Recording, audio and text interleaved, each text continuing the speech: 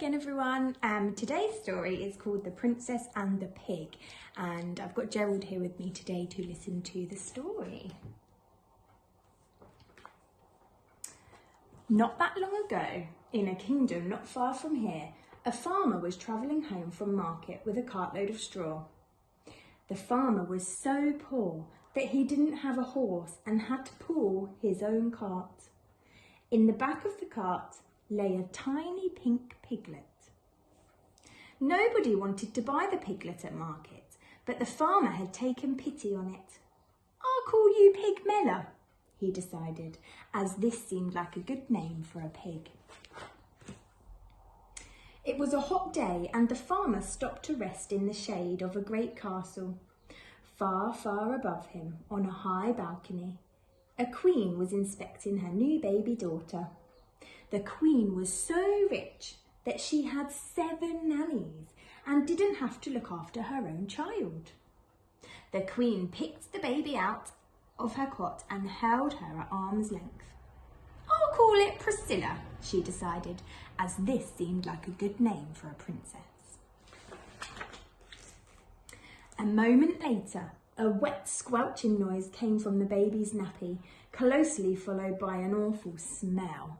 "Yuck!" shrieked the queen, dropping the baby and running off to find the royal nannies.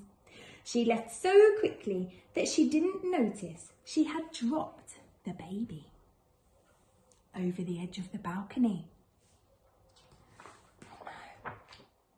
Down, down, down went the baby into the farmer's cart. Up, up, up flew the piglet into the princess's cot. When the queen returned and found the piglet lying where the baby should have been, she let out an even louder shriek and fainted into the nanny's arms. The king thought he knew what had happened. "A bad fairy has done this," he explained. "The fairy wasn't invited to the princess's christening, so she's turned the baby into a piglet to get her revenge. It's the sort of things that happens all the while in books." Meanwhile, the farmer had returned home and was startled to discover a baby girl lying where the piglet should have been. The farmer's wife thought she knew what had happened. "A good fairy has done this," she explained. "The fairy knew how poor and honest we are and how badly we want a child, so she's turned the piglet into a baby. It's the sort of thing that happens all the while in books."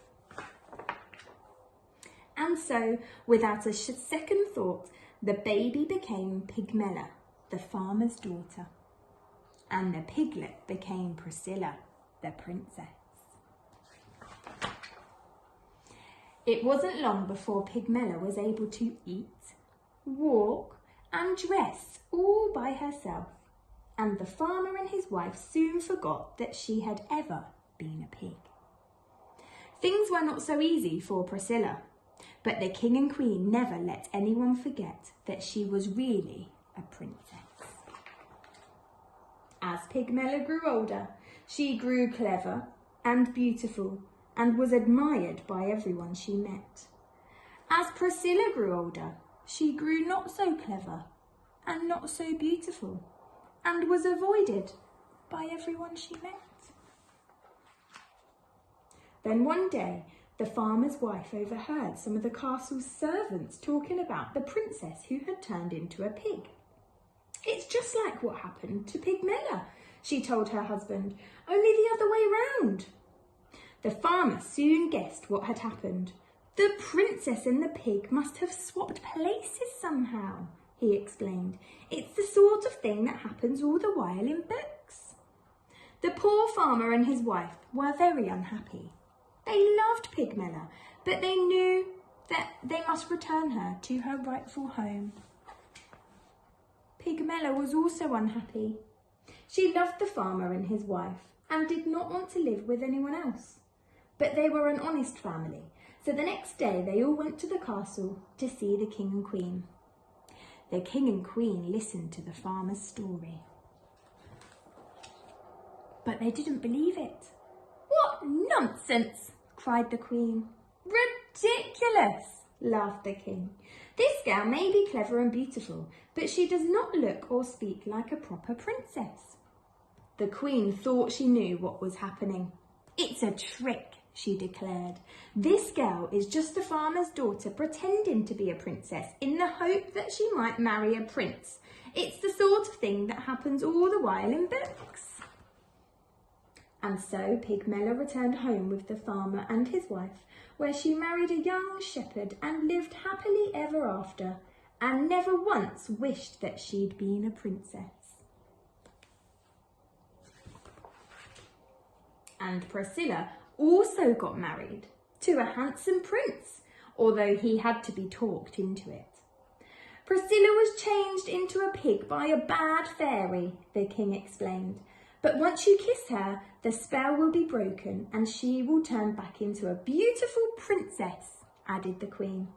"It's the sort of thing that happens all the while in books," they assured him. But unfortunately for the prince, it's not the sort of thing that happens in this particular book.